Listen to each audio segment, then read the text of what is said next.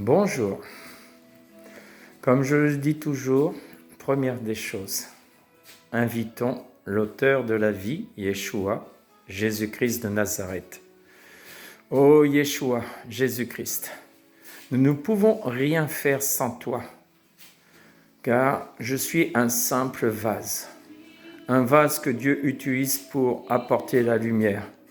Mais le vase de lui-même ne peut rien faire, donc je m'abaisse devant le roi des rois. Et je dis maintenant, Seigneur Yeshua, viens dans cette maison, la chambre haute, viens dans mon cœur, afin de m'animer, de me conduire dans ce que toi, aujourd'hui, jour du Shabbat, tu veux dire à tes enfants, à ton peuple, aussi aux ignorants. Seigneur, Dieu d'amour, Dieu de vérité, Dieu de justice, ô Seigneur, toi qui vois et sondes les cœurs et les reins, Seigneur, toi qui vois toutes choses en pleine lumière, Seigneur, nous avons besoin de toi. Nous sommes comme des petits enfants qui viennent auprès de la source de la vie. Tu es Yeshua, la source de la vie. Les apôtres ont dit, où irions-nous? C'est toi qui as les paroles de la vie. Tu as dit aussi, Jésus, l'homme ne vivra pas simplement de pain, c'est-à-dire simplement la lecture de la Bible, mais de toute parole qui sort de ta bouche. Ça veut dire la révélation, ce que Pierre a reçu quand il a dit « Tu es le Christ ». Et Jésus lui a dit « Ce que tu viens de recevoir ne vient pas des hommes et de la chair, mais vient de mon Père qui, par le Saint-Esprit, vient te révéler qui je suis. » Ô Seigneur, nous ne voulons pas simplement connaître la Bible, mais avoir une intimité avec l'auteur de la Bible. Beaucoup cherchent dans les Écritures, mais ils ne connaissent pas le Dieu d'Israël, ils ne connaissent pas l'auteur de la Bible. Alors, ils ont une grande connaissance. Oui, ils ont une grande connaissance, mais la Bible dit que la connaissance enfle, mais l'amour édifie. L'amour vient du Saint-Esprit. Ça veut dire une intimité avec Dieu te fera grandir dans l'amour, te fera grandir dans la révélation, car tu peux chercher. Il y a beaucoup de personnes, je vois, qui cherchent à travers les Écritures. Non, je connais. Non, homme, redescendons comme des petits enfants, car qui ne connaît si ce n'est le Père?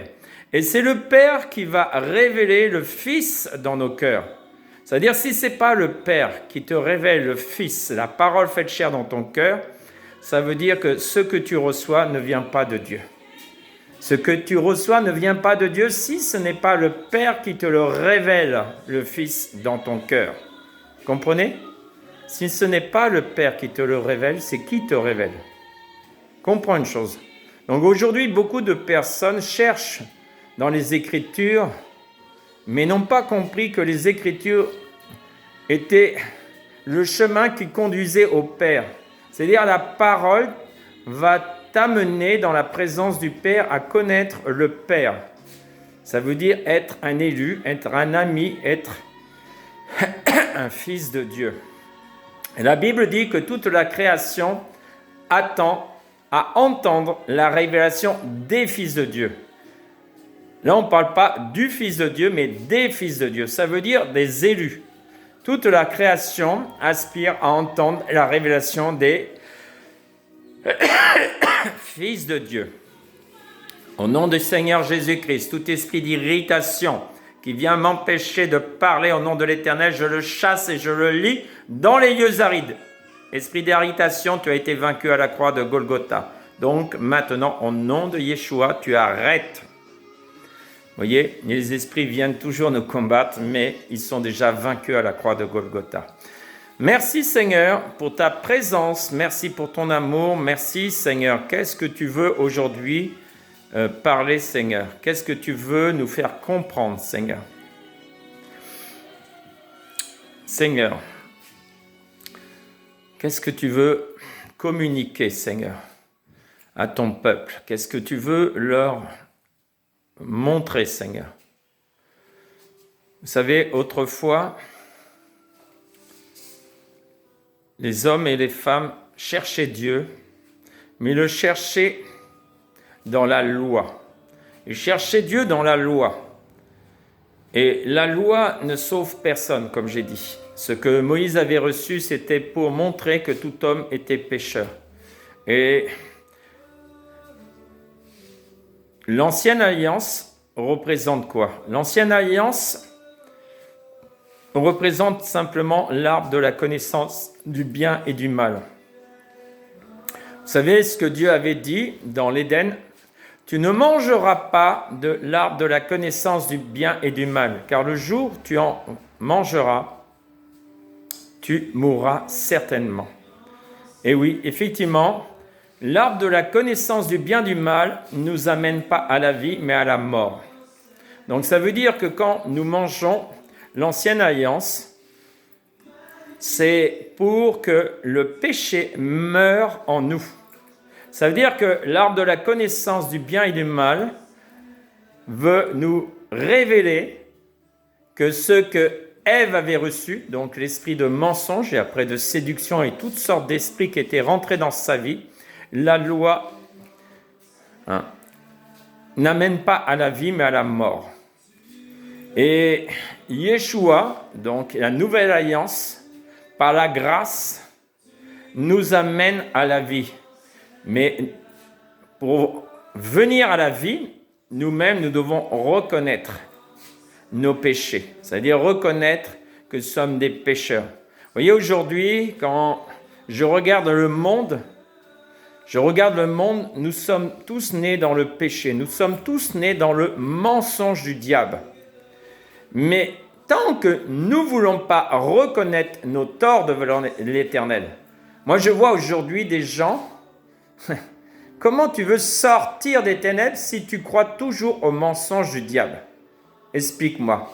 Comment tu peux sortir des ténèbres si dans ta vie, tu ne reconnais pas que ce que tu as reçu au commencement, c'était le mensonge? Comment tu vas faire pour sortir? Parce que le salut vient quand tu reconnais tes torts devant l'Éternel. Mais quand les hommes aujourd'hui, ils sont tellement intelligents, tellement sages, ils ne veulent pas reconnaître leurs torts devant l'Éternel.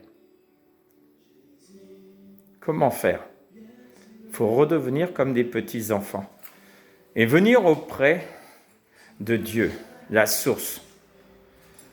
Oui, revenir auprès de la source qui est Dieu. Qui est Dieu? Dieu est un esprit. Alors comment faire? Si Dieu est un esprit, on ne voit pas les esprits. Les esprits sont invisibles, ils sont dans le monde spirituel. Comment faire pour connaître Dieu? La Bible dit en Marc 16, celui qui croira, à quoi? Sera baptisé comment? Et sera sauvé pourquoi? Donc celui qui croit à quoi? Alors beaucoup donneront la réponse à Dieu. Croire à Dieu. Mais explique-moi, la Bible dit que le péché a séparé l'homme, la femme, les enfants de Dieu. Donc comment tu peux croire à celui que tu ne connais pas? Vous voyez, des hommes dans le monde entier ont établi des religions, ont établi toutes sortes de philosophies, mais ils ne connaissent pas Dieu. Donc finalement, ils se sont fait des dieux, sans connaître Dieu. Oui, vous êtes fait des dieux sans connaître Dieu. Maintenant, si vous ne voulez pas reconnaître que cette inspiration est venue de qui? Pas de Dieu. Parce que Dieu est venu et il nous a fait connaître la vérité à travers l'Évangile. Donc, si Dieu nous fait connaître la vérité à travers l'Évangile, l'autre source, elle vient de qui? Toutes ces religions viennent de qui? Toutes ces inspirations viennent de qui? Des philosophies et tout cela. Eh bien, elles viennent du diable. Ils viennent du diable. Le diable ne voulait pas que l'homme puisse revenir en Éden, puisse revenir dans la présence de Dieu. Donc, il a créé toutes sortes de religions, de philosophies pour tromper l'homme et la femme pour qu'ils ne reviennent pas en Éden. Mais Dieu, dans son amour, par l'Évangile, nous fait connaître le chemin de la vie. Donc, vous voyez, Le chemin de la vie, c'est Yeshua, Jésus-Christ de Nazareth. Seigneur, tu es amour. Seigneur, tu es merveilleux. Seigneur, tu es... Oh Seigneur, combien tu es bon envers nous. Tu n'as pas voulu, Seigneur, nous laisser dans les ténèbres. Mais pour cela, il faut que maintenant les hommes et les femmes prennent conscience. Quelle est votre source? Qui vous enseigne? Qui vous instruit? Qui vous conduit dans votre vie? Prenez conscience. Parce que si vous ne voulez pas prendre conscience, c'est que vous demeurez dans les ténèbres. Dieu nous a donné la conscience. La conscience de quoi? Du bien et du mal. Et la conscience du bien et du mal, c'est l'arbre de la connaissance du bien et du mal. C'est-à-dire que tout homme, toute femme a conscience quand il fait du mal et quand il fait du bien. Mais maintenant, pour être sauvé, vous avez besoin de Yeshua, Jésus-Christ. Voyez? Vous pouvez être conscient du bien et du mal, mais demeurer dans ces choses. Mais Dieu ne veut pas que vous demeurez. Voyez? Vous pouvez être conscient. Ah non, ça c'est mal, ça c'est bien. Mais Jésus est l'agneau de Dieu qui ôte le péché. C'est mieux. C'est-à-dire que si Dieu ôte les péchés de votre vie, vous serez réellement libre. Mais si vous avez la connaissance du bien et du mal, vous êtes encore esclave des ténèbres, esclave du péché. Et la loi vous conduit à la mort. C'est pour cela que vous regardez que les hommes et les femmes meurent. Pourquoi? Parce que à cause du péché. Mais il y a une grâce qui va être faite pour cette génération-là. Une grâce qui va être excellente. Est-ce que vous réalisez qu'il y a des hommes et des femmes qui ne vont pas connaître la mort? Oui, l'enlèvement va être pour ceux qui vont marcher avec le Père, marcher avec Dieu, et ils ne connaîtront pas la mort. Ça veut dire que ce que Adam et Ève devaient vivre, eh bien, dans notre génération actuelle, là, dans cette génération où nous sommes, il y a des hommes, des femmes, des enfants qui ne vont pas connaître la mort. Ils vont être en un instant transformés, ils vont passer de ce corps de chair à un corps glorieux et ils vont aller aux noces de l'agneau. Est-ce que vous prenez conscience? Ils ne mourront pas, ils ne connaîtront pas la mort.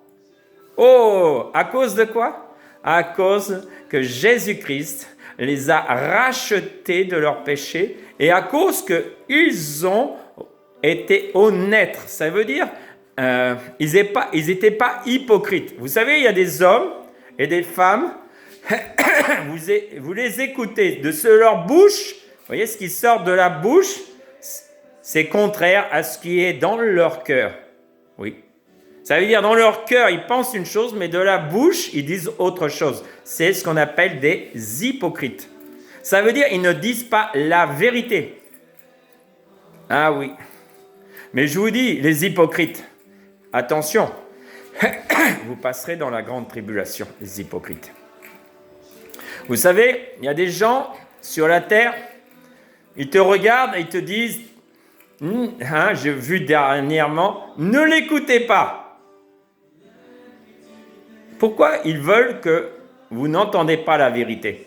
Pourquoi ils te disent, non, n'écoutez pas? Pourquoi? Pourquoi ils veulent conduire les autres dans les ténèbres? Eux-mêmes, ils sont dans les ténèbres et ils veulent conduire les autres dans les ténèbres. Ne l'écoutez pas. Non, le salut est personnel. Tu n'as pas imposé ton choix. Après, il y a autre chose aussi qu'on entend. Il y a des gens qui te condamnent. Il y a des gens qui te condamnent. Ah, toi, tu es un sorcier. Ah, toi, tu es orgueilleux. Toi, tu es je sais pas quoi. Mais je vais vous dire une chose. La Bible nous dit quoi? C'est du trop plein du cœur que la bouche parle. Donc, ceux qui vous accusent. Ah non, toi, tu es un mauvais. Toi, tu es un sorcier. Toi, tu es un orgueilleux. Ça veut dire quoi? Ça veut dire que c'est sorti de quel cœur? De leur cœur, de leur bouche.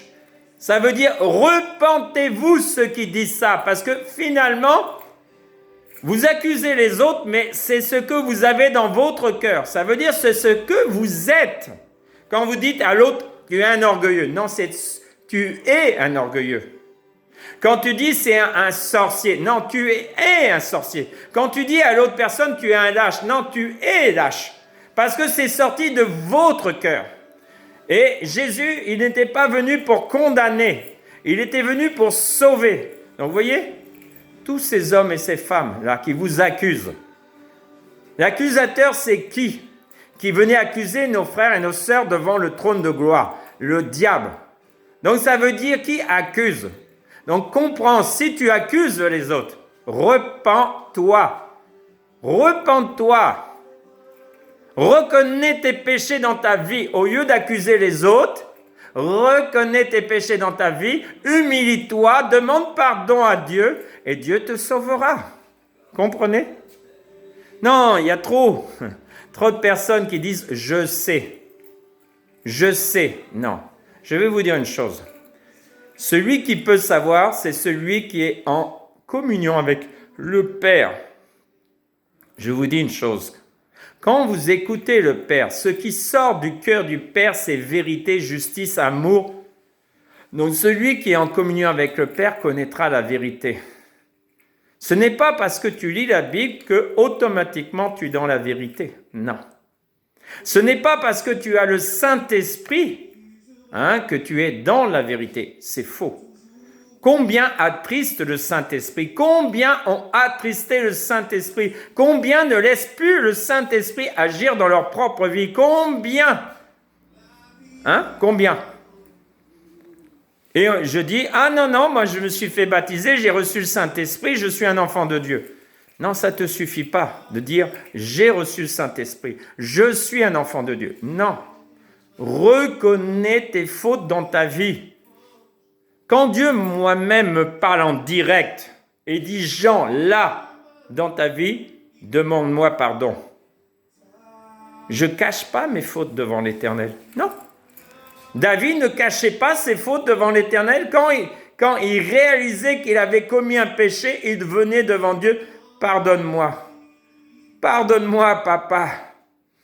On dit que David était selon le cœur de Dieu. Pourquoi? Parce que ce n'était pas un hypocrite. Ce qu'il réalisait dans son cœur, c'est ce qu'il disait dans sa bouche. Il disait, non, je reconnais, Père, là j'ai fauté. Là, je te demande pardon. Il revenait à Dieu et il lui demandait pardon. Il faut que nous ayons un cœur vrai. Un cœur vrai. La Bible dit, c'est ceux qui ont un cœur pur qui verront Dieu. Pendant la Pentecôte là, que nous venons de vivre, nous avons vu une sœur qui a vu Jésus-Christ. Pourquoi? Parce qu'elle a un cœur pur. Oui, ceux qui sont comme des enfants, qui ont un cœur pur, verront le Seigneur. Écoutez-moi, ils verront le Seigneur. Nous avons vu aussi des guérisons pour les yeux et les oreilles. Oui, pourquoi Dieu a guéri? Parce que je me suis soumis et je reconnais que ce n'est pas Jean qui guérit. Non, c'est l'obéissance à ce que le Père me dit de faire qui amène la guérison. C'est ma soumission à mon Dieu qui fait que une personne peut retrouver la vue, peut entendre, peut retrouver ses membres, peut être consolée dans son cœur par obéissance. Par obéissance à qui? Au Père. Ceux qui obéiront au Père verront la gloire de Dieu. Nous avons vu la gloire de Dieu pendant cette Pentecôte. Et je suis heureux pour ceux qui ont été touchés par la gloire de Dieu. Je suis heureux de ceux qui ont vécu. Je me réjouis pour mes frères et mes sœurs qui ont reçu une grâce de l'Éternel. Je me réjouis et je bénis l'Éternel pour mes frères et mes sœurs qui ont été bénis. Je suis heureux aussi parce que je vois des premières sœurs qui entendent maintenant le berger. Oh, ça réjouit mon cœur. Parce que la mission d'un apôtre, c'est d'amener les brebis à la stature parfaite de Christ, ça veut dire entendre le berger. Et aujourd'hui, je vois des sœurs qui commencent à entendre le berger. Oh, je me réjouis, car c'est pas entendre le berger, ce n'était pas fait que pour les ministères ou les apôtres, non. Il dit dans les derniers temps, mes brebis entendront la voix de qui? De Yeshua, Jésus-Christ. Donc quand je vois des sœurs qui commencent à entendre la voix de Yeshua, de Jésus-Christ, c'est que je commence, je dis bien je commence, à vous porter du fruit pour la gloire de Dieu. Et là, je me réjouis en tant qu'apôtre. Mais l'apostolat, encore, c'est pas Jean. Jean, c'est le vase. L'apostolat, c'est Yeshua dans ce vase. C'est le Christ qui est dans ce vase. Ça veut dire, quand je porte du fruit pour la gloire du Père, c'est que je suis obéissant au Père. C'est-à-dire, le vase se soumet au Père. Et ça, c'est aussi le signe qui m'encourage. Pas de prendre la gloire de Dieu, mais de voir le fruit de la gloire de Dieu dans mon ministère, qui est Christ. C'est donc, le ministère, c'est Yeshua. Donc, ça veut dire, moi, pour ma part, je m'abaisse, vous voyez, je vais m'abaisser. Le vase a obéi au Père. Et parce que j'ai obéi au Père, je vois le fruit. Le Fils ne fait seulement ce que le Père lui montre de faire. Et c'est dans cette obéissance au Père que nous porterons du fruit. Vous voyez, beaucoup de gens veulent porter du fruit avec la Bible. C'est-à-dire, j'ai la connaissance de la Bible, je vais porter du fruit. Non, ça c'est pour la gloire des hommes. Mais pour la gloire de Dieu, c'est ce que le Père te dit de faire. Comprenez? Ce que le Père te dit de faire. Et après, il dit quoi? Si vous êtes fidèles dans les petites choses que le Père vous confiera, il fera que petit à petit, vous grandissez dans la connaissance de l'obéissance à ce que le Père te dit de faire. Et on ira d'œuvre en œuvre de plus en plus glorieuse. Donc, si ce n'est pas le Père, si tu n'as pas entendu le Père te dire de faire telle œuvre, toutes les autres œuvres, c'est pour la gloire de l'homme. Donc, revenez. Premièrement, cherchez à entendre la voix du Père. Cherchez à obéir à la voix du Père. Vous comprenez? C'est cela qui est merveilleux. C'est d'obéir à la voix du Père et de faire ses œuvres. Pour sa gloire, pas pour la gloire d'un homme. Vous voyez, il y a trop de ministères aujourd'hui. On voit quoi? Des affiches des hommes de Dieu, des serviteurs de Dieu. Ils ont pris la gloire de Dieu. Ils ont pris la gloire de Dieu. Je dis au ministère, redevenez comme des petits-enfants. Vous prenez la gloire de Dieu. Vous voulez vous élever au-dessus de Dieu. Non, revenez.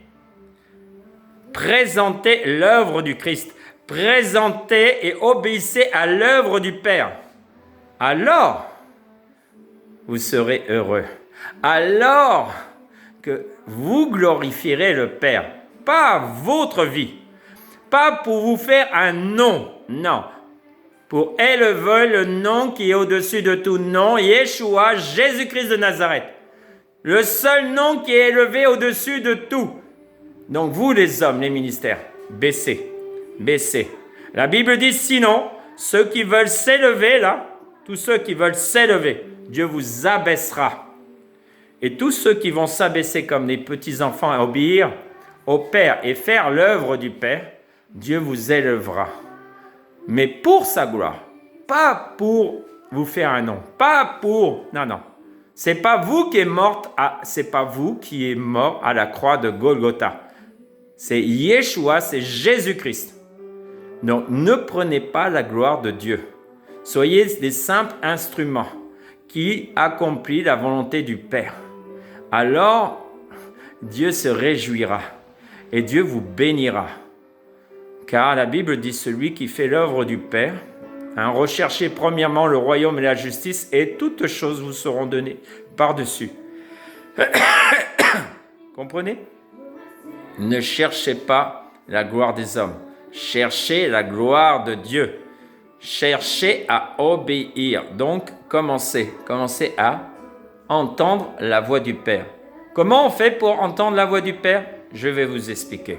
Première chose, vous invitez Yeshua Jésus-Christ dans votre maison, dans votre cœur. Première des choses. Ça veut dire vous inviter. Jésus dit, je viens frapper à la porte de ton cœur. Beaucoup diront, oui, mais Yeshua est omniscient, omnipotent, omniprésent, donc il est partout à la fois. Oui, mais c'est un Dieu qui nous respecte. Ça veut dire, il vient frapper. Si tu n'ouvres pas ta maison, si tu n'ouvres pas ton cœur, il ne viendra pas, malgré qu'il est Dieu. Donc, invitez le Seigneur dans vos vies, dans vos maisons, sur vos enfances, dans vos cœurs, invitez le Seigneur. Première des choses. Deuxième chose, tout péché nous sépare de la gloire de Dieu. Ça veut dire, si vous péchez, vous êtes séparés de Dieu. Ne dites pas quand vous péchez, moi j'entends Dieu. C'est faux. Le péché, c'est pas Dieu, c'est le diable qui anime le péché dans la vie des gens.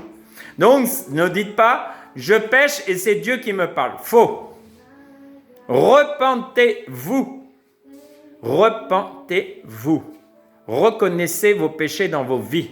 Demandez pardon pour vos péchés dans vos vies.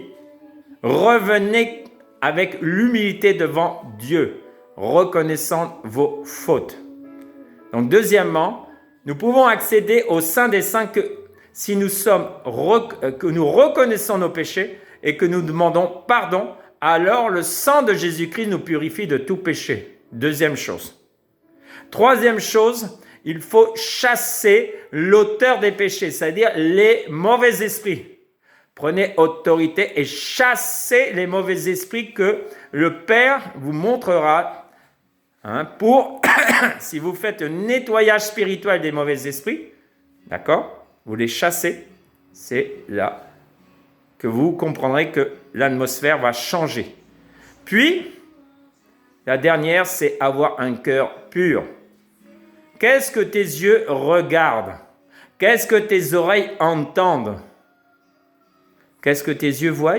Qu'est-ce que tes oreilles entendent? Parce que ça, c'est deux portes qui fait rentrer les choses dans ton cœur. Qu'est-ce que tu vois? Qu'est-ce que tu entends? Si tu veux un cœur pur, il ne faut pas mettre n'importe quoi là, pas n'importe quoi là. Un cœur pur, c'est qu'il faut être dans la lumière du Christ. Donc, je reviens. Premièrement, dire bonjour à Jésus, l'inviter dans nos cœurs. Deuxièmement, ne pas pécher. Troisièmement, reconnaître nos péchés et le sang de Jésus-Christ nous purifiera de tout péché. Quatrièmement, chasser les démons pour que l'atmosphère spirituelle ne soit pas entourée de démons. Cinquièmement, avoir un cœur pur. C'est alors maintenant tu peux commencer à parler avec Dieu. Si ces choses sont faites dans ta vie, tu vas entendre Dieu. Donc exerce-toi maintenant à entendre Dieu dans ta vie. Et tu vas commencer à entendre Dieu, petit à petit. Et là, maintenant, obéis à ce que Dieu te demandera de faire. Ça commence toujours par des petites choses. Un jour, à 4 heures du matin, il me dira, va te faire un chocolat. Il y en a qui diront, ah, c'est pas très spirituel. Oui, mais c'est une obéissance à ce que Dieu m'a demandé. À 4 heures du matin, va te faire un chocolat. C'est l'obéissance. Vous voyez, vous cherchez à faire des grandes choses, mais commencez à obéir à ce que Dieu vous demande. Et c'est alors que petit à petit, Dieu vous fait grandir dans l'obéissance à sa parole et à sa volonté. Et alors vous verrez la gloire de Dieu, pas pour votre gloire, mais pour sa gloire. Vous vivrez la gloire de Dieu si vous faites cela. Voilà, jour de Shabbat, que Dieu vous bénisse. Je vous aime tous. Si je parle, ce n'est pas pour condamner quelqu'un, mais pour apporter la lumière aux vies. Je vous aime et je vous transmets ainsi des choses pour que vous puissiez grandir, connaître la vérité, affranchir de l'esclavage du péché et vivre dans la présence de Dieu qui est merveilleux dans le Shabbat, mais aussi ce qu'on appelle le Shalom, c'est-à-dire la paix. Parce que tu peux vivre le Shabbat sans vivre la Shalom.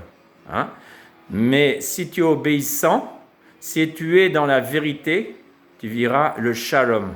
Le shalom, la paix, le repos de Dieu. Ton âme sera dans le repos. Je vous souhaite une bonne journée dans la gloire de Dieu. Et merci Seigneur. Ce que je ne peux pas faire, toi, Saint-Esprit, je te recommande ton peuple, tes enfants, tes élus. Je te recommande aussi tous ceux qui ignorent, afin que tu les éclaires, car tu es venu pour rassembler, Seigneur, toute personne. Les Juifs comme les non-Juifs. Entre parenthèses, je bénis les Juifs et je bénis les Palestiniens. Vous êtes des frères. Les Palestiniens, vous êtes les Arabes. Et les Juifs ont un seul père, c'est-à-dire Abraham. Ça veut dire arrêtez ces conflits de combat. Sachez que celui qui veut tuer son frère est du diable, comme Caïn qui tua Abel. Ceux qui font cela et ceux qui encouragent cela sont du diable. Le Saint-Esprit amène la paix. Donc que la paix vienne sur Israël et sur les Palestiniens, que la paix vienne sur les nations, mais la paix qui vient du Saint-Esprit, pas la fausse paix qui vient des hommes, qui sont des hypocrites, qui disent ça. Ils disent paix ici, mais dans leur cœur, c'est destruction.